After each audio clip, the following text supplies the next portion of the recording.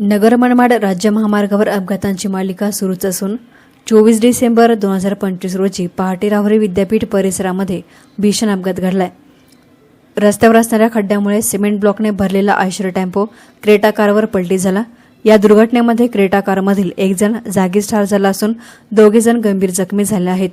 या अपघातामध्ये संभाजी सीताराम टोणे वय वर्ष 50 राहणार घोरपडी तालुका कवठे महाकाळ जिल्हा सांगली यांचा जागीच मृत्यू झाला।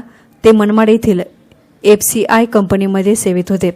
जखमींमध्ये अजित सिंह करचे वय वर्ष 35 राहणार पाचेगाव तालुका सांगोला जिल्हा सोलापूर तसेच चालक संदीप सीताराम नरळे वय वर्ष 28 राहणार कवठे महाकाळ जिल्हा सांगली यांचा समावेश आहे।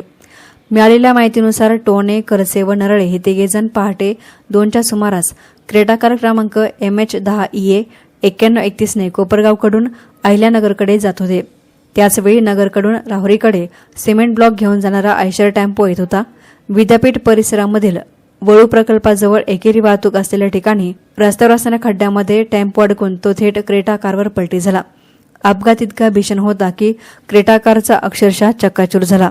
या घटनेची माहिती मिळताच पोलीस निरीक्षक संजय ठेंगे यांच्या मार्गदर्शनाखाली सहाय्यक फौजदार तुळशीराम गीते, पोलीस नाईक गणेश सानप, रुग्णवाहिका चालक भागवत वराळे यांनी तात्काळ घटनास्थळी धाव घेतली। तर जखमींना राहुरी येथील खासगी रुग्णालयामध्ये दाखल करण्यात आलं असून डॉक्टरांनी संभाजी टोणे यांना उपचारापूर्वीच मृत घोषित केलं होतं। गंभीर जखमी अजित करचे व चालक संदीप नरळे यांना पुढील उपचारासाठी अहिल्यानगर येथील रुग्णालयामध्ये हलवण्यात आलं आहे।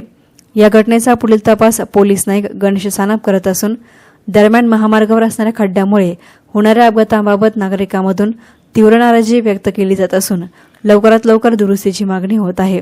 मीडियासाठी प्रतिनिधी गोविंद पुनगे, राहुरी।